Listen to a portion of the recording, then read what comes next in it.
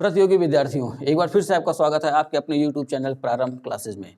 आज हम लेके आए हैं आपके लिए करंट की अपनी दूसरी क्लास। पहली क्लास हम लोगों ने पिछली बार देखी थी, 1 जुलाई से 7 जुलाई तक के करंट को कवर किया था। आज हम उस कड़ी में आगे बढ़ते हैं और आज हम कवर करेंगे 8 जुलाई से लेकर 14 जुलाई तक की पेपर की घटनाओं को। ये ध्यान रखिएगा, मेरा पूरा ये करंट पेपर बेस्ड है, जो न्यूज़पेपर आता है, ठीक है। हम जुलाई माह के आखिरी में या जुलाई माह बीत जाने के बाद अगस्त के महीने में 5 या 6 अगस्त तक कुछ ऐसी चीज़ें भी बताऊंगा जो पेपर में नहीं आई और जो चर्चा में रहीं। वैसे हम लोग अयोध्या में हैं तो पूरी खबरें कुछ नहीं मिल पाती हैं, ठीक है। तो शुरू करते हैं आज की वीडियो। पहले देखते हैं 8 जुलाई के करंट के बारे में। तो जो सबसे पहली जो चर्चित खबर काफ़ी चर्चा में है, वहीं से शुरुआत करते हैं। आदि पुरुष फिल्म को लेकर के काफ़ी गहमा गहमी रही, इसके संवादों को लेकर के। तो ये चर्चित विषय है आदि पुरुष फिल्म, इसके बारे में पूरी डिटेल ले लेते हैं। बाद में देखते हैं सबसे आखिरी में कि क्यों चर्चा में रही 8 तारीख को, ठीक है। तो इस फिल्म के निर्देशक हैं ओम राउत, निर्माता भूषण कुमार, कृष्ण कुमार, प्रसाद तुषार, राजेश नायर आदि 2-4 और हैं, ठीक है। यहाँ ध्यान रखना है कि निर्देशक का मतलब डायरेक्टर, निर्माता का मतलब प्रोड्यूसर, ठीक। संवाद लेखक, डायलॉग राइटर मनोज मुंतशिर शुक्ला, इन्हीं का नाम आपको विशेष तौर पर याद रखना है, मनोज मुंतशिर शुक्ला के नाम को, ठीक है। अब आते हैं इस फिल्म के अभिनेता, अभिनेत्री और किरदारों के बारे में। अभिनेता कह लें या मुख्य भूमिका में कह लें तो आदि पुरुष श्री राम के ऊपर बनी हुई मूवी है, तो इसके अभिनेता यानी कि श्री राम की भूमिका में कौन है, तो श्री राम की भूमिका में प्रभास, नाम तो सुना ही होगा बाहुबली वाले, ठीक। अभिनेत्री की भूमिका में अगर देखें तो माँ सीता के रोल में कृति सेनन, रावण की भूमिका चर्चित अभिनेता सैफ अली खान, हनुमान की भूमिका महाराष्ट्र के ही हैं देवदत्त नागे, ठीक है, थिएटर कलाकार हैं, उनको भी मौका मिला है, कुछ फिल्मों में काम किया है। लक्ष्मण की भूमिका में सनी सिंह, मेघनाथ की भूमिका में वत्सल सेठ, मंदोदरी की भूमिका में सोनल चौहान। इतने नाम याद रखिएगा विशेष तौर पर, अभिनेता, अभिनेत्री, रावण की भूमिका और हनुमान जी की भूमिका के बारे में, ठीक है। अब आते हैं इस फिल्म के निर्माता में नाम तो ये हो गया, लेकिन प्रोडक्शन कंपनी की बात करें तो टी सीरीज और रेट्रोफाइल्स, ये दोनों मिलकर के इस फिल्म का निर्माण किए हैं, ठीक है। ध्यान देने वाली सबसे महत्वपूर्ण बात यह है कि ये फिल्म किस किस भाषा में बनी। यह ध्यान रखना है कि हिंदी और तेलुगु भाषा में एक साथ इसका निर्माण किया गया। तो ये 2 भाषाएं ध्यान में रखनी है, हिंदी और तेलुगु, ठीक है। 179 मिनट की पूरी मूवी है, हाँ, ठीक। ये तो कोई इस मूवी के बारे में जानकारी। सबको पता है कि इसमें डायलॉग को लेकर के काफ़ी चर्चित रही मूवी। कुछ डायलॉग ऐसे थे जो नहीं होने चाहिए थे, इससे कई लोगों की भावनाएं आहत हुई और अंततः 8 जुलाई को संवाद लेखक मनोज मुंतशिर शुक्ला ने सार्वजनिक तौर पर माफ़ी मांगी, ठीक है। इसलिए 8 तारीख को ये चर्चा में रही मूवी, ठीक। अगले करंट पे आते हैं। अगला करंट भी कुछ धार्मिक ही है, महाकुंभ को लेकर, ठीक। जैसा कि हमको पता है कि उत्तर प्रदेश के प्रयागराज में कुंभ और माघ मेले का आयोजन होता है, तो उस संदर्भ में हर 12 साल पे महाकुंभ लगता है। तो 2025 में ऐसा महाकुंभ लगेगा और उसी की शाही स्नान की तिथियों को लेकर के एक बैठक हुई 8 तारीख को और शाही स्नानों की घोषणा की गई, ठीक है। तो इसमें पहला शाही स्नान 14 जनवरी 2025 को मकर संक्रांति के दिन, दूसरा शाही स्नान 29 जनवरी 2025 को मौनी अमावस्या के दिन, तीसरा शाही स्नान 3 फरवरी 2025 को बसंत पंचमी के दिन। तो 3 शाही स्नान होंगे। और यहाँ मैं ये भी बता दूं कि इन स्नानों की शुरुआत होती है मकर संक्रांति से और समाप्ति होती है, या कहते हैं माघ मेला लगे या अर्ध कुंभ मेला लगे, या अब तो अर्ध कुंभ नहीं कहा जाता, माघ मेला लगे, चाहे महाकुंभ मेला लगे, चाहे कुंभ मेला लगे, तो इनकी शुरुआत होगी मकर संक्रांति से, लेकिन इनका समापन होता है महाशिवरात्रि से, ठीक है। महाशिवरात्रि को इनका समापन हो जाएगा। लेकिन शाही स्नान इस बार 3 ही 2025 के महाकुंभ में, ठीक है। अभी ध्यान रखना है, कुछ इससे जुड़ी हुई चीज़ें देख लेते हैं। भारत में कुंभ मेलों का आयोजन कहाँ कहाँ किया जाता है, तो पूरे भारत में अगर देखा जाए तो 4 ऐसे स्थल हैं जहाँ कुंभ मेले का आयोजन किया है। कॉन्सेप्ट सबका वही है, ठीक है। हर जगह हर साल मेला लगेगा, ठीक है। उसके बाद हर 6 महीने पर कुंभ मेला कह लें, चाहे अर्ध कुंभ मेला कह लें, वो लगेगा, और 12 वर्ष पे महाकुंभ। तो इन चारों जगहों पर ध्यान रखना है। पहला अपना प्रयागराज उत्तर प्रदेश, किस नदी किनारे, गंगा नदी के। दूसरा हरिद्वार उत्तराखंड, गंगा नदी। तीसरा नासिक महाराष्ट्र गोदावरी नदी, और चौथा उज्जैन मध्य प्रदेश क्षिप्रा नदी। ठीक है, तो पूरे भारत में 4 जगहों पर कुंभ का आयोजन किया जाता है और हर इन चारों जगहों पर 6 वर्ष बाद अर्ध कुंभ भी लगता है और 12 वर्ष बाद महाकुंभ भी लगता है। ठीक है, ये ध्यान रखना, और हर साल माघ मेला तो लगता ही लगता है। इसी कड़ी में एक चीज और मैं आपको बता दूं, उत्तर प्रदेश सरकार ने अपने यहाँ इस मेले के नामों में थोड़ा सा किया है परिवर्तन। ठीक है, हर वर्ष माघ के महीने में जो मेला लगेगा उसको नाम दिया गया है माघ मेला। ठीक, प्रत्येक 6 वर्ष पर, जिसको पहले हम अर्ध कुंभ कहते थे, प्रत्येक 6 वर्ष पर माघ के महीने में लगने वाला मेला अब कहलाएगा कुंभ मेला। पहले हम इसको अर्ध कुंभ नाम से जानते थे। ठीक है, अब प्रत्येक 12 वर्ष पर माघ के महीने में लगने वाला मेला कहलाएगा महाकुंभ मेला। ठीक है, हाँ, तो आगे देखते हैं। अगले करंट पे अगर निगाह डालें तो एक नाम चर्चा में आ रहा है, विराट कोहली। नाम किसी नाम के मोहताज नहीं है, पूर्व भारतीय क्रिकेट कप्तान और अभी भी भारतीय क्रिकेट टीम में मौजूद हैं। क्यों चर्चा में रहे? संपत्ति के मामले में महेंद्र सिंह धोनी को पीछे छोड़ा इन्होंने। ठीक है, अब उनकी जो कुल संपत्ति है वो महेंद्र सिंह धोनी से अब अधिक हो चुकी है। तो विराट की संपत्ति देखा जाए तो 1050 करोड़ रुपए और महेंद्र सिंह धोनी की संपत्ति 1040 करोड़ रुपए। ठीक है, तो विराट कोहली के संदर्भ में ध्यान रखना कि अंतर्राष्ट्रीय क्रिकेटरों में जितने क्रिकेटर हैं किसी भी देश के, उन सब की संपत्ति अगर देख ली जाए तो सबके संपत्ति, इन सब में संपत्ति के मामले में विराट कोहली सबसे अमीर या सबसे धनवान क्रिकेटर इस समय हैं। ठीक है, इसलिए ध्यान में रखना। अब महेंद्र सिंह धोनी की बात आ गई है तो ये भी ध्यान रखना है कि अभी हाल ही में 7 जुलाई 1981 यानी कि 7 जुलाई को महेंद्र सिंह धोनी का जन्म दिवस भी मनाया गया। तो इनकी डेट ऑफ बर्थ 7 जुलाई 1981। ठीक है, इस वजह से विराट कोहली चर्चा में रहे। अगला नाम जो अपने पास चर्चा में आ रहा है वो है कर्ण सिंह। ठीक, तो कर्ण सिंह के बारे में ध्यान रखना है कि भारतीय एथलीट हैं, और एथलीट हैं तो कौन सा खेल खेलते हैं? तो वो है गोला फेंक। ठीक है, क्यों चर्चा में रहे? तो इनका एक डोप टेस्ट हुआ था, डोपिंग। कुछ ऐसी दवाएं होती हैं जो खिलाड़ियों के लिए प्रतिबंधित होती हैं और उसी के तहत इनका जो डोप टेस्ट हुआ था उसमें ये सफल नहीं हो पाए, यानी कि इनको प्रतिबंधित दवाओं के सेवन का दोषी पाया गया। इस वजह से बैंकॉक में आयोजित होने वाली एशियाई एथलेटिक्स चैंपियनशिप 2023, ठीक है, बैंकॉक में एशियाई एथलेटिक्स चैंपियनशिप 2023 जिसका आयोजन होना है, ठीक है, या अभी कह लें कि आयोजन हो रहा है, उसमें भाग लेने वाली भारतीय टीम से इन्हें बाहर कर दिया गया है। ठीक, तो यहाँ जो नाम बन रहा है सीधा सा नाम पूछ सकता है कर्णवीर सिंह। किस लिए चर्चा में रहे? तो ध्यान रखना है कि डोम टेस्ट में विफल रहे और किस खेल से जुड़े हुए हैं? तो भारतीय एथलीट हैं, और भारतीय एथलीट होने के नाते कौन सा गेम खेलते हैं? तो गोला फेंक, अंग्रेजी में कहें तो 60 फुट। ठीक है, अगला नाम जो विश्व पटल पर चर्चा में रहा वो है मार्क रट का। ठीक है, मार्क रट कौन है? तो इनको देखा जाए तो नीदरलैंड के प्रधानमंत्री हैं, या आप कह लें कि नीदरलैंड के प्रधानमंत्री थे। ठीक, 8 तारीख को इन्होंने अपने पद से त्यागपत्र दे दिया। 8 जुलाई को इन्होंने अपने पद से त्यागपत्र दे दिया, इसलिए ये चर्चा में रहे। इनके साथ एक और रिकॉर्ड जुड़ा हुआ है कि नीदरलैंड के सबसे अधिक समय तक प्रधानमंत्री रहने वाले व्यक्ति हैं। ठीक है, मार्क रट, तो ये नाम याद रखिएगा। अब मार्क रट नीदरलैंड क्या है? तो नीदरलैंड से जुड़ी हुई राजधानी में इसलिए बता रहा हूँ कि इसकी राजधानी में थोड़ा सा ध्यान देना होगा आपको। अगर सीधा क्वेश्चन पूछा है नीदरलैंड की राजधानी तो एम्स्टर्डम, कोई दिक्कत नहीं है।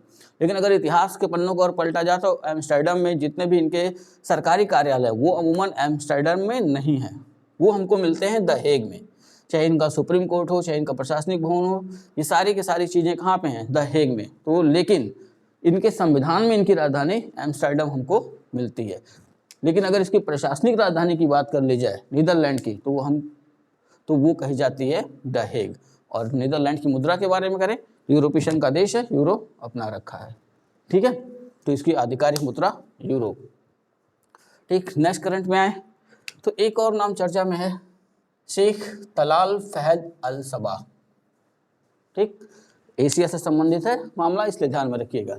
एशियाई ओलंपिक परिषद के अध्यक्ष निर्वाचित किए गए हैं। एशियाई ओलंपिक परिषद के अध्यक्ष निर्वाचित किए गए हैं। किसका स्थान लिया? तो इन्हीं के ही भाई हैं, इनके भाई शेख अहमद अल फहद अल सबा, अपने भाई का इन्होंने स्थान लिया।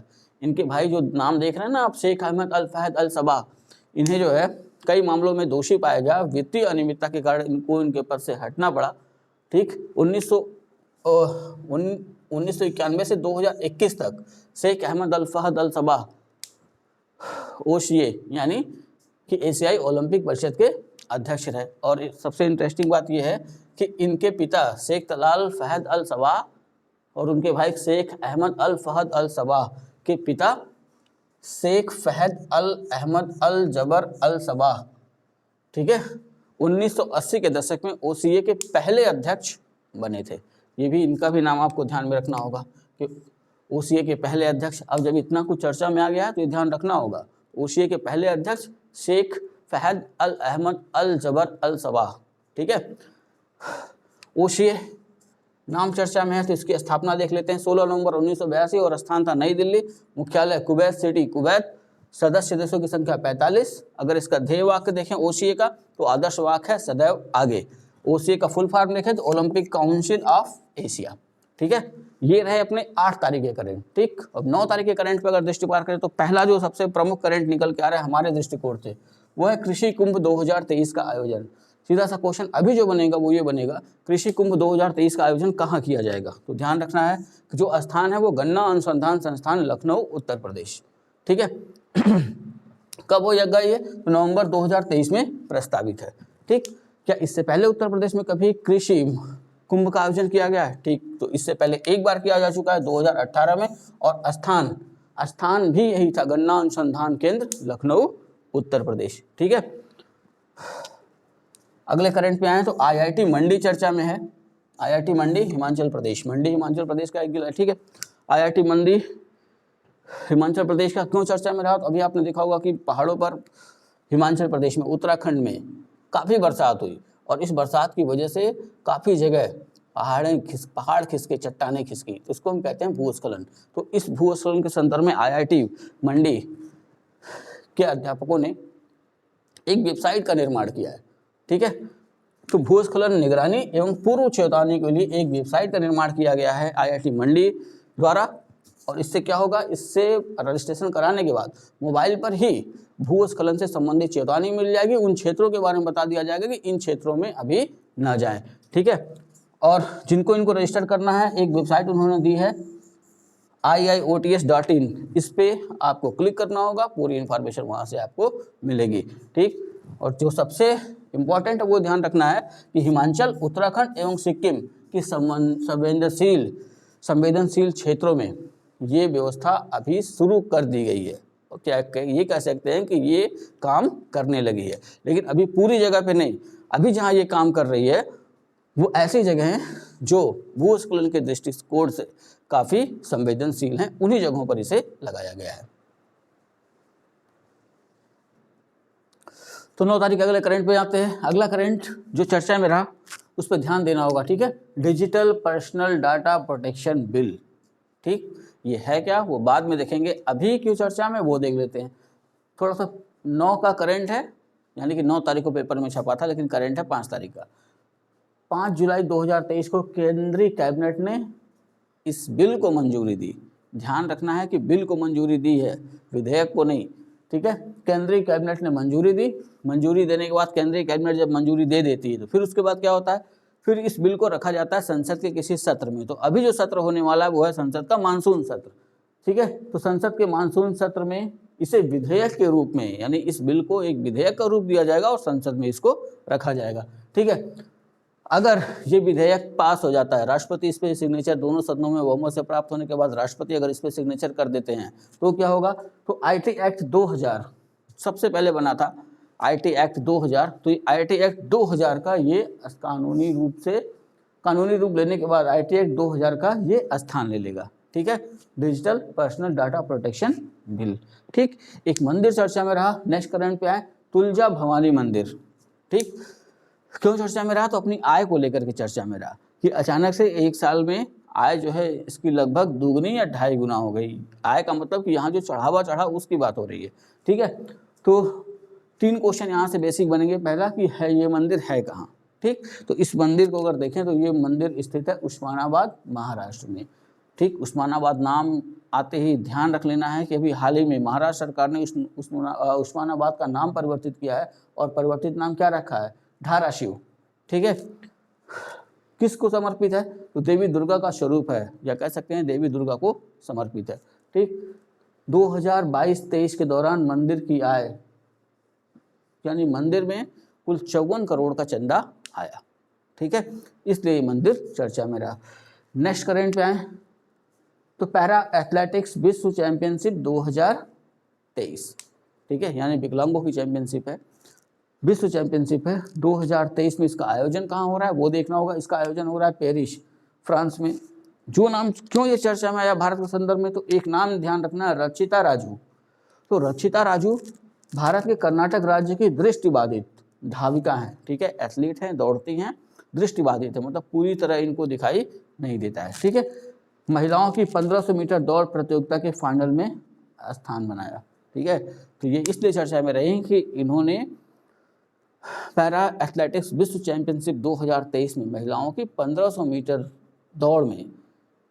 दौड़ के फाइनल में अपना स्थान बनाया है। ठीक है, दो सेपरेट करंट इसके नीचे लिखे हुए हैं, वो इसलिए ध्यान दे लेना है कि अभी भारत ने सैफ फुटबॉल जीता है, तो वहाँ से एक क्वेश्चन ये बनते हुए दिख रहा है कि भारतीय फुटबॉल टीम के मुख्य कोच कौन है। ठीक है, वहाँ से ध्यान रखना है, इगोर स्टिमिक किस देश के हैं, तो क्रोएशिया से, ये क्रोएशिया से फुटबॉल खेलते हैं। तो भारतीय फुटबॉल टीम के मुख्य कोच इगोर स्टिमिक। ठीक है, एक और सेपरेट करंट यही देखिए, भारत में यूनिसेफ की प्रमुख सीथिया मैककैफरी। ठीक है, यूनिसेफ के बारे में बाद में बताऊंगा, विस्तृत नोट्स बनाऊंगा या आप लोग को विस्तृत नोट्स दूंगा सारे ऐसे संगठनों से संबंधित, लेकिन थोड़ा ध्यान रखना पड़ेगा। हिंदी में कहें तो संयुक्त राष्ट्र बाल कोष, इंग्लिश में कहें तो United Nations international children emergency fund, ये यूनिसेफ का फुल फॉर्म है। ठीक है, तो यूनिसेफ क्या करता है, हर देश में अपना एक प्रमुख नियुक्त करता है, तो वो उस देश का प्रमुख कहलाता है। एक तो पूरे विश्व के है ही हैं, ठीक है, लेकिन भारत में यूनिसेफ की जो प्रमुख है उनका नाम है सीथिया मैककैफरी। ठीक, नेक्स्ट करंट पे आते हैं, छठवां करंट है अपने पास, भारतीय आम महोत्सव आमरस। ठीक है, आम का सीजन चल ही रहा है, तो यहाँ देखना है कि भारतीय आम महोत्सव जिसको नाम दिया गया है आमरस, ऐसे करके भी क्वेश्चन पूछ सकता है कि आमरस का आयोजन कहाँ किया गया। ठीक है, तो यहाँ भी ध्यान रखना है कि भारतीय आम महोत्सव आमरस आयोजन कहाँ किया गया, मास्को, रूस में। ठीक है, इसके आयोजक कौन कौन थे, तो आयोजक हैं उत्तर प्रदेश सरकार और मास्को में भारत का दूतावास।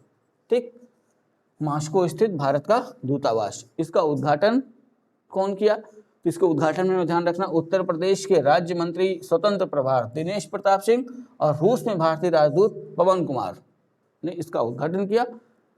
विशेषता क्या रही या मुख्य आकर्षण क्या रहा कि उत्तर प्रदेश के कुछ प्रसिद्ध आम, दशहरी, लंगड़ा, चौसा, मल्लिका, आम्रपाली, ऐसे ही अनेक आमों का स्वाद वहाँ मास्को के लोगों ने लिया। इस संदर्भ में ध्यान रखना है कि अभी हाल ही में प्रधानमंत्री का एक बयान भी आया था कि जो भारतीय किसान हैं वो अपनी आम की पैदावार चाहें तो सीधे रूस को भी बेच सकते हैं, वो व्यवस्था सरकार बना रही है। उस संदर्भ में उत्तर प्रदेश सरकार विशेष तौर पर ध्यान दे रही है। ठीक है, नेक्स्ट करंट पे आए तो एक उत्सव चर्चा में आ रहा है, वो है बोनालू उत्सव। बोनालू उत्सव कहाँ, तो राज्य पूछे तो तेलंगाना में कहाँ, तो जगह है सिकंदराबाद। ठीक है, तो कह सकते हैं तेलंगाना सिकंदराबाद का एक पारंपरिक उत्सव है। ठीक है, सिकंदराबाद में एक ऐतिहासिक मंदिर है उज्जैनी महान काली मंदिर। ठीक है, शब्दों पे यहाँ ध्यान रखना होगा क्वेश्चन में, उज्जैन में महाकाल मंदिर और तेलंगाना के सिकंदराबाद में उज्जैनी महान काली मंदिर। ठीक, महान काली मंदिर सहित जिले के जितने भी महाकाली देवी मंदिर हैं उनको इस उत्सव के दौरान सजाया जाता है। एक माह का उत्सव है। ठीक है, मंदिर में देवी को बोनम चढ़ाया जाता है। ठीक, तो इतनी चीजें ध्यान रखनी है।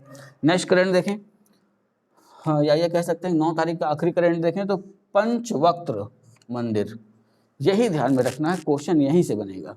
ठीक है, पंचवक्त्र मंदिर या इसी मंदिर को दूसरे नाम से हम जानते हैं त्रिलोकी नाथ मंदिर के नाम से। ठीक है, आगे देखना है ये मंदिर है कहाँ, तो इस मंदिर की बात करें तो ये मंदिर है मंडी, हिमाचल प्रदेश में स्थित है। ठीक है, और किस नदी के किनारे, तो यहाँ 2 नदियाँ हैं, एक ब्यास और शुकोती नदी के संगम पर तो है ही है, लेकिन अगर एक ही नदी दे तो क्या करना होगा, सबसे पहले हमें ब्यास पे जाना होगा। ठीक है, अगर पूछे कि पंचवक्त्र मंदिर कहाँ स्थित है तो मंडी किस नदी किनारे, तो ब्यास। अगर कहे किन दो नदियों के संगम पर, तब हमको लेके आना होगा शुकोती नदी को। ठीक है, किसको समर्पित है, भगवान शिव को। और इस मंदिर में भगवान शिव की 5 मुख वाली प्रतिमा विराजमान है। और इन 5 रूपों की अगर चर्चा करें तो उनको ईशान, अघोर, वामदेव, तत्पुरुष और रुद्र, इन 5 नामों से जाना जाता है। 5 शिव के रूप हैं। जैसे ईशान की बात करें तो सर्वव्यापी या सर्वशक्तिमान, इस रूप को कहते हैं। अघोरा को विनाशकारी कहते हैं। और तीसरा जो है वामदेव, वामदेव इनका स्त्री रूप है। और तत्पुरुष को इनका अहंकार भरा रूप कहते हैं। और रुद्र को रचनात्मक और विनाशात्मक। ठीक है, ये मंदिर क्यों चर्चा में रहा, तो ध्यान रखना है कि अभी हिमाचल में आई थी बाढ़, और बाढ़ के संदर्भ में ये ध्यान रखना है कि ये मंदिर खाली शिखर छोड़ के पूरा मंदिर जो है नदी की बाढ़ में डूब चुका था। तो जो नए निर्माण तो रह गए, लेकिन ये 300 साल पुराना मंदिर अपने जगह पर वैसे का वैसे खड़ा रहा। ठीक है, अब सबसे इम्पोर्टेंट जो आपके सामने आ रहा है वो ये है कि मंडी को छोटी काशी कहा जाता है। कई बार ये क्वेश्चन पूछ भी चुका है कि इनमें से किस शहर को छोटी काशी कहा जाता है, तो हिमाचल का मंडी, इसका उपनाम छोटी काशी। अब इस मंदिर का निर्माण किसने कराया था, तो राजा सिद्धसेन 1684 से 1727 इनका कार्यकाल था। इन्हीं के समय में इसका निर्माण करवाएगा। लगभग 300 वर्ष पुराना ये मंदिर है। ठीक है, इसका स्क्रीनशॉट लीजिए, आगे बढ़ते हैं। ऑन करो। हाँ तो विद्यार्थियों, अगले दिन पे आते हैं। आप देखते हैं 10 तारीख है करेंट को। 10 जुलाई 2023 को कौन कौन सी घटनाएं चर्चा में रही। पहला जो सबसे अधिक चर्चा में रहा, जो हमें ध्यान में रखना है, वो है कनाडा ओपन 2023। इसी का दूसरा नाम अगर देखा जाए तो यह है योनेक्स कनाडा ओपन। किस खेल से संबंधित है, तो बैडमिंटन। ठीक है, ये ध्यान में रखना है। अब ध्यान रखना है कि यह प्रतियोगिता हुई कहाँ, तो स्थान अगर स्टेडियम का नाम देखें तो मार्किन मैक्सवेल सेंटर। ठीक, कनाडा में जगह कौन सी है, तो कैलवरी, देश कनाडा। 4 जुलाई से 9 जुलाई 2023 के मध्य इस प्रतियोगिता का आयोजन किया गया। ध्यान क्यों रखना है, क्योंकि विजेता एक भारतीय है। विजेता कौन है, लक्ष्य सेन, भारत के। उप विजेता का भी नाम ध्यान में रखना है। ठीक है, ली सी फेंग, जो उप विजेता है, इनका संबंध है चीन से। ठीक, अब ये 2 पॉइंट यहाँ नीचे है, उस पर ध्यान रखना है कि जो लक्ष्य सेन हम देख रहे हैं ना, 2022 में जब राष्ट्रमंडल खेल हुआ था तो राष्ट्रमंडल खेलों में इन्होंने बैडमिंटन का स्वर्ण पदक जीता था। उसके बाद किसी भी प्रतियोगिता में इनका पहला खिताब है। ठीक है, राष्ट्रमंडल खेलों के बाद उन्होंने जो अगली प्रतियोगिता जीती वो है कनाडा ओपन 2023। ठीक, एक और नाम इसी के साथ चर्चा में आ जाना चाहिए कि मई 2023 में एक भारतीय और चर्चा में रहा। उनका नाम है एच.एस. प्रणय। ये भी बैडमिंटन से ही जुड़े हुए हैं। ठीक है, एच.एस. प्रणय, इन्होंने मलेशिया मास्टर्स जीता। ठीक है, तो ये 2 नाम काफ़ी चर्चा में हैं और क्वेश्चन बनने की संभावना बहुत प्रबल दिखाई दे रही है।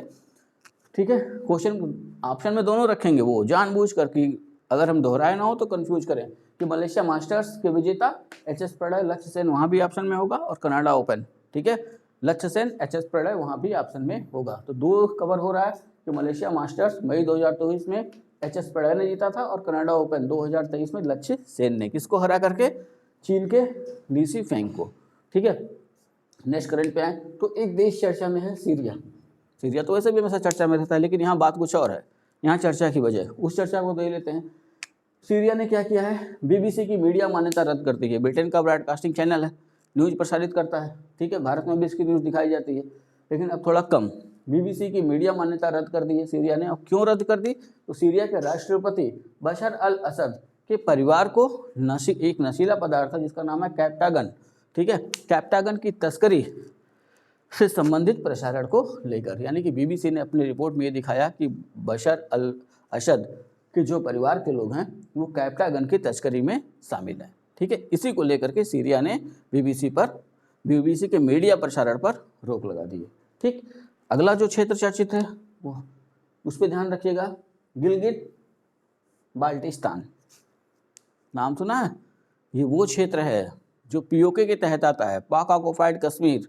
ठीक है, पाक अधिकृत कश्मीर जिसको हम कहते हैं, उसको हम 3 भागों में बांट कर देखते हैं। एक गिलगिट, दूसरा बाल्टिस्तान और तीसरा गुलाम कश्मीर। ये 3 भागों में बांटा जाता है। और गिलगिट और बाल्टिस्तान उस हिस्से का जिस पे पाकिस्तान ने गैर कानूनी रूप से अधिकार कर लिया है उसका 85% है, और 15% हिस्सा है गुलाम कश्मीर का। ठीक है, तो ये ध्यान में रखना है कि 85-15 चर्चा में क्यों रहा, तो पाकिस्तान ने इस क्षेत्र पर एक गैर कानूनी अधिकार बना रखा है। अगर संविधान की क्लास आपने देखी होगी तो वहाँ याद होगा कश्मीर का विलय, तो वहाँ हमने क्या देखा था कि कश्मीर के महाराजा हरि सिंह ने कश्मीर का विलय करने से मना कर दिया था। ठीक है, भारत अपने में चाहता था, पाकिस्तान अपने में, लेकिन तभी पाकिस्तानी सेना गडेरिया के भेष में पाकिस्तान में प्रवेश कर जाती है और कश्मीर के महाराजा हरि सिंह भारत से सहायता मांगते हैं। फिर आगे चल के विलय पत्र पर हस्ताक्षर हो जाता है। ये हमने संविधान में देखा ही था। तो यहाँ ध्यान रखना है कि 1947 में ही गैर कानूनी रूप से पाकिस्तान ने कश्मीर के कुछ हिस्से को अपने अधीन दिखाना शुरू किया, जिसको हम कहते हैं POK, पाक ऑक्युपाइड कश्मीर या पाक अधिकृत कश्मीर। तो उसी के गिलगिट बाल्टिस्तान, ठीक है, चर्चा में क्यों रहा कि ट्विटर, सबने नाम सुना ही होगा, सोशल मीडिया पे चिड़िया। ट्विटर ने अपनी लोकेशन फीचर में इसे भारत का हिस्सा दिखाया है। तो जो लोकेशन फीचर होती है ना, उसमें भारत के नक्शे में इसने जो है गिलगिट और बाल्टिस्तान को अपने हिस्से में दिखाया है। अभी भारत के नक्शे में तो हम दिखाते हैं इसको, लेकिन अगर विश्व संदर्भ में देखा जाए तो ये हिस्सा दिखाया तो जाता है, लेकिन थोड़ा धुंधला करके, क्योंकि ये विवादाधीन है। ठीक, संयुक्त राष्ट्र संघ में ये मामला चल रहा है। ठीक है, 1947 से विवाद है। ठीक, गुलाम कश्मीर के तहत और पाक अधिकृत कश्मीर। ठीक है, तो अब पता चला पाक अधिकृत कश्मीर को हम 3 भागों में बांट लेते हैं, गुलाम कश्मीर, गिलगिट और बाल्टिस्तान। ठीक, नेक्स्ट करंट में आए तो उत्तर प्रदेश से जुड़ा हुआ एक करंट है, इसको ध्यान में रखना होगा, छाता शुगर मिल। ठीक है, छाता शुगर मिल, ध्यान रखना कि मिल अभी है नहीं, इसकी स्थापना की जा रही है। इसकी स्थापना कहाँ की जा रही है? वृंदावन, मथुरा। कई चुनाव में इसकी घोषणा वहाँ मथुरा के जो है जनप्रतिनिधियों ने कर रखी थी, लेकिन अभी तक उसको मूर्त रूप नहीं दिया जा सका था। अब इसको मूर्त रूप दिया गया। इसका भूमि पूजन हुआ 10 जुलाई को, और इस भूमि पूजन में शामिल थे केंद्रीय चीनी उद्योग एवं गन्ना विकास राज्य मंत्री संतोष गंगवार और उत्तर प्रदेश के चीनी उद्योग एवं गन्ना विकास कैबिनेट मंत्री चौधरी लक्ष्मी नारायण, और साथ ही साथ माधव दास मौनी बाबा। तो इनकी उपस्थिति में वहाँ पे हुआ भूमि पूजन। तो इस मिल को याद रखना है कि सीधा क्वेश्चन बनेगा छाता शुगर मिल, जिसका भूमि पूजन कहाँ किया गया, कहाँ स्थित है, ऐसे क्वेश्चन बनाए जा सकते हैं। आंसर होगा जिला पूछा तो मथुरा, जगह पूछा तो वृंदावन। ठीक है, अगला नाम जो चर्चा में है वो है पार्थ सांगलुखे। इनके नाम पर भी ध्यान बनाकर रखना है। पहले 3 खिलाड़ी हैं, किससे जुड़े हुए हैं? तीरंदाजी से, आर्चरी। ठीक है, महाराष्ट्र के 17 वर्षीय खिलाड़ी हैं। महाराष्ट्र के 17 वर्ष के खिलाड़ी तीरंदाजी खेल से जुड़े हुए हैं। क्यों चर्चा में रहे? आयरलैंड के लिमरिक में विश्व तीरंदाजी युवा चैंपियनशिप 2023। ठीक है, आयरलैंड में विश्व तीरंदाजी युवा चैंपियनशिप 2023 का आयोजन किया गया, और उस प्रतियोगिता में अंडर 21 जो प्रतियोगिता थी, अंडर 21 के पुरुष रिकर्व व्यक्तिगत फाइनल में कोरिया के सोंग इंजुन को पराजित कर स्वर्ण पदक जीता। ठीक है, तो यहाँ ध्यान रखना है कि वहाँ है युवा चैंपियनशिप, और जब युवा चैंपियनशिप होती है तो यहाँ एज की कैटेगरी में बांटा जाता है। तो अंडर 21 में इन्होंने जो है कोरिया, यहाँ दक्षिण कोरिया भी कह सकते हैं, कि सोंग इंजुन को पराजित कर स्वर्ण पदक जीता। ठीक, अब नीचे 2 पॉइंट ध्यान रखना है कि विश्व तीरंदाजी युवा चैंपियनशिप अंडर 21 में स्वर्ण पदक जीतने वाले पहले तीरंदाज खिलाड़ी हैं। ठीक है, इसको ऐसे जोड़ लेना है कि विश्व तीरंदाजी युवा चैंपियनशिप अंडर 21 में स्वर्ण पदक जीतने वाले पहले तीरंदाज खिलाड़ी। ठीक है, अब भारत ने इस प्रतियोगिता में क्या कमाल दिखाया? तो इस प्रतियोगिता में भारत ने 6 स्वर्ण, 1 रजत और 5 कांस्य सहित कुल 11 पदक जीते हैं। ठीक है, अगले करंट में आए तो वो है, एक जगह चर्चा में है विंडसर पैलेस। ठीक, तो विंडसर पैलेस है क्या? तो विंडसर पैलेस को अगर देखें तो ब्रिटेन के जो महाराजा हैं ना, इस समय कौन है महाराजा? चार्ल्स तृतीय, उनका आधिकारिक निवास है विंडसर पैलेस। ठीक है, कहाँ स्थित है? तो लंदन में। ठीक है, लंदन में स्थित ये विंडसर पैलेस क्यों चर्चा में आया विश्व पटल पर? तो इसलिए चर्चा में आया क्योंकि अमेरिकी राष्ट्रपति जो बाइडेन अभी इंग्लैंड के दौरे पर थे। ठीक है, जब वो इंग्लैंड के दौरे पर गए तो ब्रिटेन के महाराजा किंग चार्ल्स तृतीय ने अमेरिकी राष्ट्रपति जो बाइडेन का विंडसर पैलेस में ही आधिकारिक स्वागत किया था। ठीक है, एक और नाम चर्चा में है अब्दुल्ला शाहिद। एक लाइन में इनको देख लेना है कि ये हैं कौन? मालदीव के विदेश मंत्री हैं। ठीक है, अब्दुल्ला शाहिद मालदीव के विदेश मंत्री 11 से 12 जुलाई 2023 के मध्य भारत की आधिकारिक यात्रा पर रहे। ठीक, नेक्स्ट क्वेश्चन देखिए, या अगला करंट हम देखें तो मनीष, ये नाम चर्चा में है। क्यों चर्चा में है? तो मनीष, इनको साइप्रस में भारत का उच्चायुक्त नियुक्त किया गया है। उच्चायुक्त, राजदूत, ये 2 शब्द का हम प्रयोग करते हैं किन्हीं देशों के लिए उच्चायुक्त और किन्हीं देशों के लिए राजदूत। मैं थोड़ी देर के लिए हट रहा हूँ, इसका स्क्रीनशॉट लीजिए। अब आते हैं 11 तारीख के करंट पे। तो 11 तारीख के करंट पे जो पहला करंट हमारा वो है एक परियोजना, और उस परियोजना का नाम है ओबरा डी परियोजना। ठीक है, तो पहला तो ये ध्यान रखना है कि ओबरा में पहले से भी कई ताप परियोजनाएं चल रही हैं। तो यहाँ जो क्वेश्चन हमारा बन रहा है वो है ओबरा डी परियोजना कहाँ पे स्थित है, तो सोनभद्र जिला, और सोनभद्र जिला कहाँ पे है, उत्तर प्रदेश में। अब सोनभद्र की चर्चा आ गई तो ध्यान रखना कि सोनभद्र भारत का एकमात्र ऐसा जिला है जो 4 राज्यों के साथ अपनी सीमा साझा करता है। ठीक है, सोनभद्र। अब ये है क्या ओबरा डी परियोजना, 1600 मेगावाट की तापीय परियोजना है, यानी कि विद्युत परियोजना है। ठीक है, 800 मेगावाट और 800 मेगावाट की 2 इकाइयां लगाई जाएंगी, और इससे संबंधित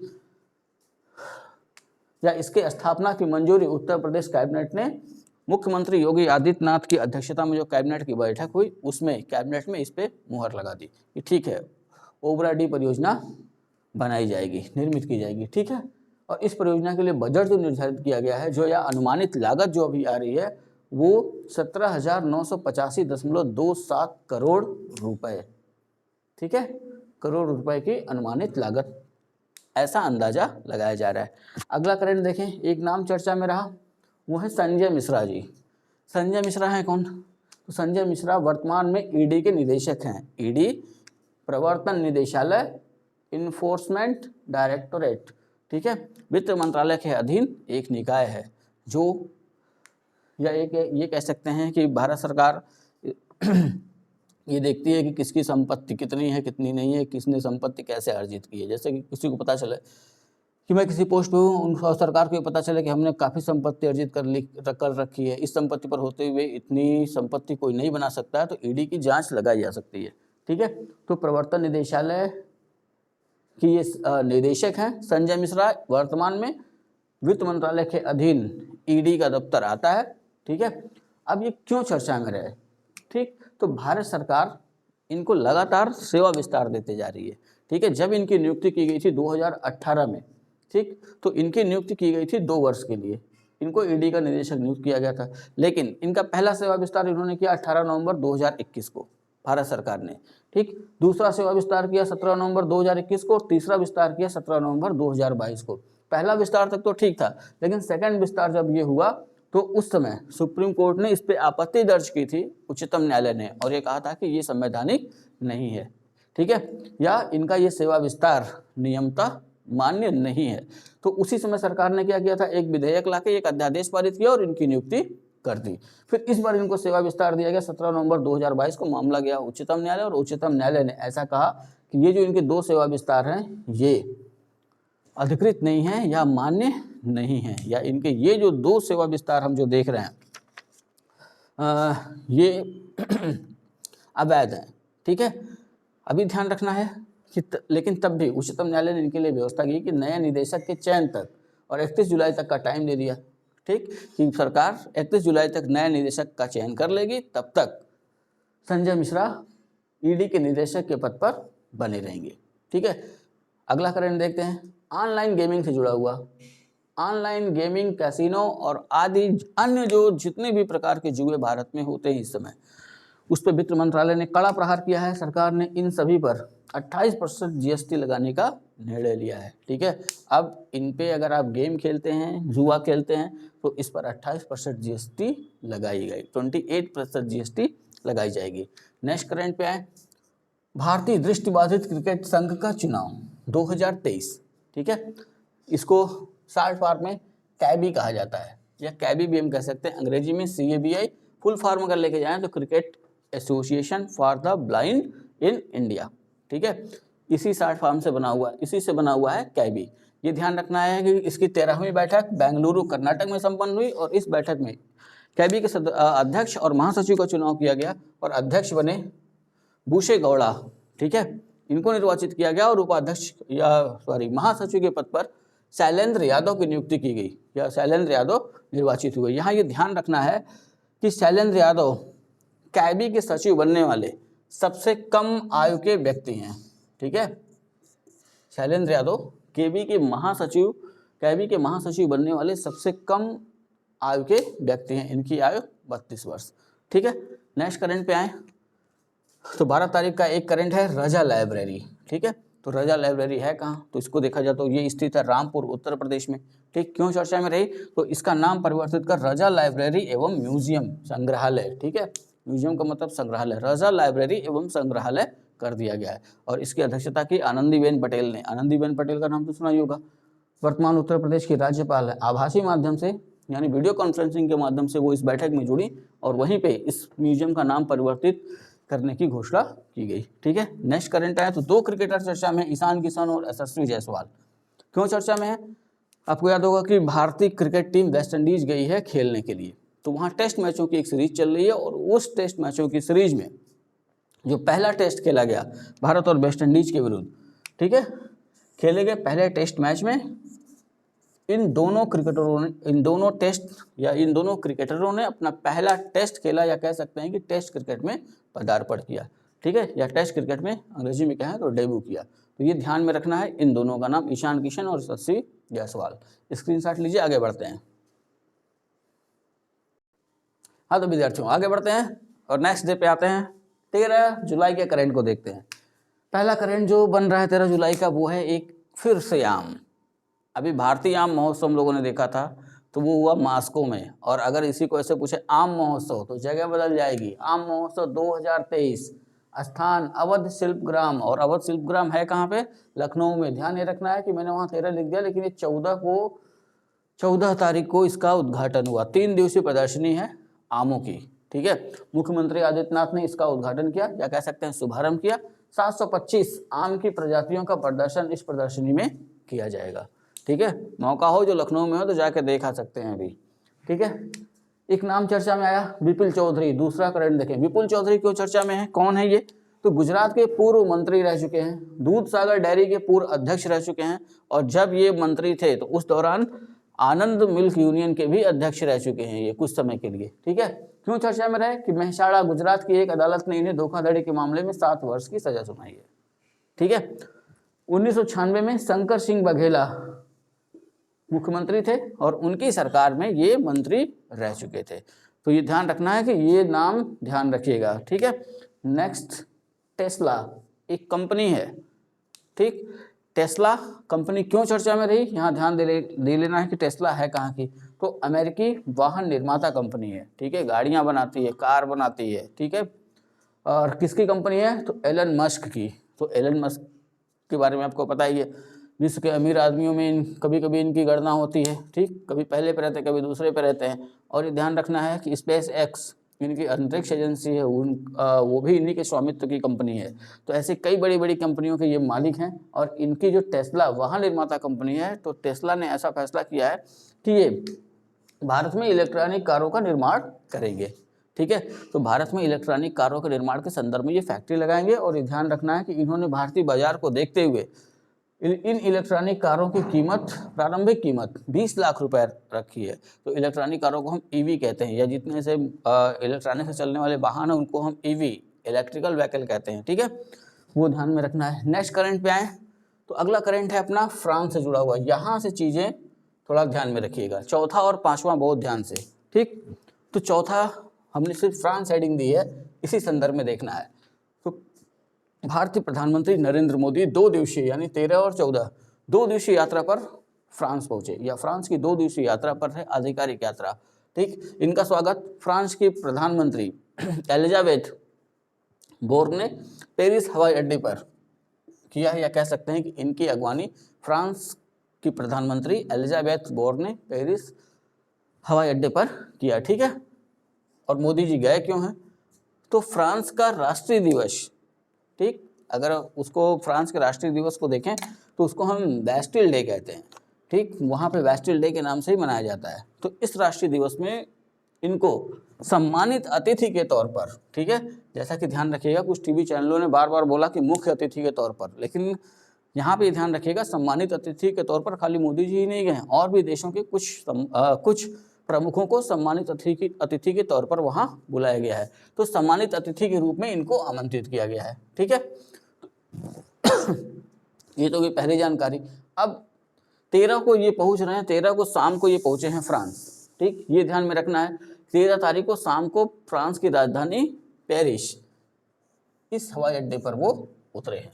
ठीक, उसके बाद अगले करंट पे आइए, ये भी ध्यान रखना, the Grand Cross of the Legion of Honour है क्या? ये फ्रांस का सबसे बड़ा नागरिक व सैन्य सम्मान। ठीक है, सबसे बड़ा नागरिक व सैन्य सम्मान, ये ध्यान में रखना है। सेकंड पॉइंट पे देखिए, एलिसी पैलेस, इसको ध्यान में रखिएगा, कहीं मिलेगा नहीं, यहाँ ध्यान रखिएगा। एलिसी पैलेस क्या है? ये फ्रांस के राष्ट्रपति का आधिकारिक निवास। ठीक है, तो एलिसी पैलेस में भारतीय प्रधानमंत्री को फ्रांस का यह सर्वोच्च सम्मान प्रदान किया गया। ठीक, तो ये ध्यान रखना है कि भारतीय प्रधानमंत्री नरेंद्र मोदी को फ्रांस ने अपने सर्वोच्च नागरिक और सैन्य सम्मान the Grand Cross of the Legion of Honour से सम्मानित किया।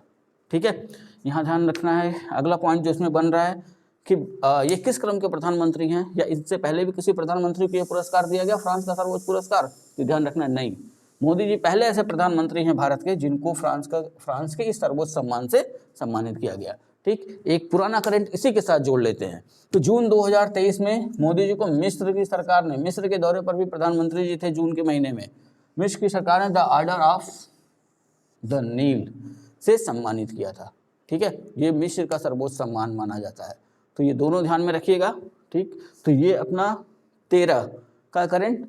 अब आते हैं 14 के करंट में। हाँ, तो प्यारे विद्यार्थियों, अब देखते हैं 14 तारीख का करंट, 14 जुलाई के करंट पे ध्यान देते हैं। पहला करंट फ्रांस से ही जुड़ा हुआ, बैस्टिल और बास्टी डे परेड। ठीक है, अभी थोड़ी देर पहले 13 वाले में मैंने बताया था, यहाँ भी रिपीट करते हैं। क्या है? फ्रांस के राष्ट्रीय दिवस के अवसर पर होने वाली परेड। तो फ्रांस का जो राष्ट्रीय दिवस है उसको दूसरी भाषा में हम बैस्टिल या बास्टी डे भी कह सकते हैं ना? हाँ, ठीक। तो राष्ट्रीय दिवस के अवसर पर होने वाली परेड है फ्रांस के। दूसरा पॉइंट देखें, भारतीय प्रधानमंत्री इस परेड में सम्मानित अतिथि के रूप में फ्रांसीसी राष्ट्रपति इमैनुअल मैक्रों के साथ शामिल हुए। ठीक है, तो जो भारत के प्रधानमंत्री इसी विशेष अवसर पर बुलाए गए थे सम्मानित अतिथियों के तौर पर। ठीक, तो वो इमैनुअल मैक्रों के साथ खड़े हुए दिखाई दिए। नेक्स्ट पॉइंट देखें, इस परेड में 241 सदस्यीय भारतीय सैन्य दल ने भी भाग लिया था। ठीक है, भारत की तरफ से 241 सेना के जवान गए थे और उन्होंने भी इस परेड में भाग लिया। तो वो क्यों गए थे? फ्रांस के साथ भारत की राजनीतिक भागीदारी की 25वीं वर्षगांठ के अवसर पर इन्होंने भाग लिया और सारे जहां की धुन पर इन्होंने मार्च पास्ट किया। याद होना चाहिए, सारे जहां से अच्छा हिंदुस्तान हमारा, मोहम्मद इकबाल की रचना है। ठीक है, उन्होंने ही इसको लिखा था, सारे जहां से अच्छा। तब से लेके आज तक हम इसको गाते आ रहे हैं। ठीक, तो यहाँ ध्यान रखिएगा कि इस परेड में 241 सदस्य जो भारतीय सैन्य दलों ने जो भाग लिया था, उन्होंने भारत फ्रांस के राजनीतिक साझेदारी की 25वीं वर्षगांठ के अवसर पर भाग लिया था। ठीक है, अगला पॉइंट इसमें देखें तो भारतीय सेना की टुकड़ी का नेतृत्व किसने किया था? तो भारतीय सेना की टुकड़ी का नेतृत्व तो राजपूताना राइफल्स रेजिमेंट के साथ पंजाब रेजिमेंट ने किया। इस पॉइंट पे ध्यान रखना है, दो चीज़ें ध्यान में रखनी है कि टुकड़ी में कितने सदस्य शामिल थे, 241। भारतीय सेना की टुकड़ी का नेतृत्व किसने किया? राजपूताना राइफल्स रेजिमेंट के साथ पंजाब रेजिमेंट ने। तीसरा ध्यान रखना है कि भारत और फ्रांस राजनीतिक साझेदारी की कौन सी वर्षगांठ थी? तो वहाँ पे 25वीं वर्षगांठ। ठीक है, इतना समझ में आ गया। नेक्स्ट करंट पे आते हैं, सबसे चर्चित चंद्रयान 3। ठीक है, तो मैं पहले ही बता दूं कि अभी मैं चंद्रयान 3 के संदर्भ में ज़्यादा कुछ नहीं बताऊंगा। चंद्रयान के संदर्भ में एक पूरी वीडियो दूंगा और उस पूरी वीडियो का फ़ायदा ये होगा कि एक भी क्वेश्चन उससे बाहर नहीं पूछा जाएगा, चंद्रयान 1 से लेके चंद्रयान 3 तक। ठीक है, तो उसके लिए थोड़ा करना होगा आप लोग को इंतज़ार। ठीक है, मैं चाह रहा हूँ कि लैंडर वहाँ पे उतर जाए, विक्रम, और रोवर अपना काम कर ले, जैसा कि इसरो ने कहा है कि 23 अगस्त को संभवतः वो लैंडर को चंद्रमा की सतह पर उतारेंगे। ठीक, तो तब तक मैं अन्य चीज़ों को तैयार कर लूँगा और लैंडर उतरने के बाद एक अच्छी सी वीडियो आपके लिए चंद्रयान 1, चंद्रयान 2 और चंद्रयान 3 से जुड़ी हुई। ठीक, जो सब पढ़ा रहे हैं वो तो होगा ही उसमें, जो कोई नहीं बताया होगा वो भी उसमें शामिल होगा। यहाँ 3 लाइन में इसको क्लियर करते हैं। चंद्रयान 3 भारत का तीसरा चंद्र मिशन है। प्रक्षेपण कब किया गया? 14 जुलाई को। ठीक है, 2:35 पर भारतीय समय के अनुसार 2:35 पर आंध्र प्रदेश के श्रीहरिकोटा द्वीप के सतीश धवन अंतरिक्ष प्रक्षेपण केंद्र से। ठीक है, तो यहाँ से इसको लॉन्च किया गया और इसरो अध्यक्ष कौन है इस समय? एस सोमनाथ। तो अभी मैं सिर्फ 3 पॉइंट दे रहा हूँ, तब तक थोड़ा इंतजार करिए। अगले करंट पे आए तो अगला करंट है उच्चतम न्यायालय में नए न्यायाधीशों की नियुक्ति। ठीक है, तो अभी 14 तारीख को उच्चतम न्यायालय में 2 नए न्यायाधीश आए, 2 नए न्यायाधीशों की नियुक्ति प्रक्रिया पूरी हुई। ठीक है, तो इनमें जो पहले न्यायाधीश हैं उनका नाम है न्यायमूर्ति उज्ज्वल भुइयां। न्यायमूर्ति उज्ज्वल भुइयां तेलंगाना उच्च न्यायालय के मुख्य न्यायाधीश रह चुके हैं, यानी कि सुप्रीम कोर्ट आने से पहले तेलंगाना उच्च न्यायालय के मुख्य न्यायाधीश थे। ठीक, इनका कार्यकाल उच्चतम न्यायालय में 2 अगस्त 2029 तक रहेगा। अगला नाम देखें तो न्यायमूर्ति एस वेंकट नारायण भट्टी, तो ये केरल उच्च न्यायालय से आए हैं और केरल उच्च न्यायालय में ये मुख्य न्यायाधीश थे, तब इन्हें बुलाया गया उच्चतम न्यायालय में, और इनका कार्यकाल होगा 6 मई 2027 तक। ये समझ में आ गया, 2 न्यायाधीश है। अब इन 2 के आने से पहले तो ध्यान रखना होगा इनको शपथ किसने दिलाई। तो जो व्यवस्था है ना अनुच्छेद 124 के तहत कि जो न्यायाधीशों को, एससी के न्यायाधीशों को शपथ जो है राष्ट्रपति या उनके द्वारा कोई नामित व्यक्ति ये दिलाएगा। तो यहाँ पे शपथ उज्ज्वल भुइयां को और एस वेंकट नारायण भट्टी को यहाँ शपथ भारत के मुख्य न्यायाधीश कौन है इस समय, न्यायमूर्ति धनंजय यशवंत चंद्रचूड़, DY चंद्रचूड़, इन्होंने इनको शपथ दिलाई। ठीक है, एससी में स्वीकृत जजों की संख्या कितनी है, यानी कि उच्चतम न्यायालय में कितने जज होने चाहिए, तो ध्यान रखना है कि जजों की संख्या है, कुल स्वीकृत संख्या इस समय है 34, जिसमें 33 एक मुख्य न्यायाधीश और बाकी अन्य जज, इतने होने चाहिए। और वर्तमान में है कितनी, इन दोनों की नियुक्ति के बाद देखें तो संख्या हो गई 32, 31 अन्य जज और 1 मुख्य न्यायाधीश। ये ध्यान रखना है कि संविधान सिर्फ इतना कहता है कि 1 मुख्य न्यायाधीश होंगे, बाकी उसके बाद 124 के तहत ही सारी व्यवस्थाएं सारे न्यायाधीशों की एक जैसे, जितने भी उच्चतम न्यायालय के न्यायाधीश हैं उनकी। ठीक है, बस उच्चतम न्यायालय के मुख्य न्यायाधीश के चुनाव के संदर्भ में थोड़ी सी प्रक्रिया अलग है। ठीक, तो ये रहा अपना 14 जुलाई तक का पूरा करंट। ठीक, काफ़ी मेहनत से बनाया गया है, आप पूरे वीडियो को देखिए और उम्मीद है कि आपके एग्जाम में इससे बाहर क्वेश्चन नहीं पूछे जाएंगे। ध्यान रखिएगा ये अभी पेपर करंट है, इसके बाद जब जुलाई खत्म होगा, जब कुछ पत्रिकाएं आएंगी तो वहाँ से वो करंट जो यहाँ पे छूट जा रहे हैं, जो अलग हैं, उनको भी मैं एक वीडियो में बना करके दे दूँगा। तब तक आप इसको पढ़ते रहिए, वीडियो को पूरा देखिएगा, पसंद आए तो लाइक करिए, कमेंट करिए और अपने भी दोस्तों को सब्सक्राइब करने के लिए प्रेरित करिए। मिलते हैं नेक्स्ट वीडियो में, तब तक के लिए जय हिंद।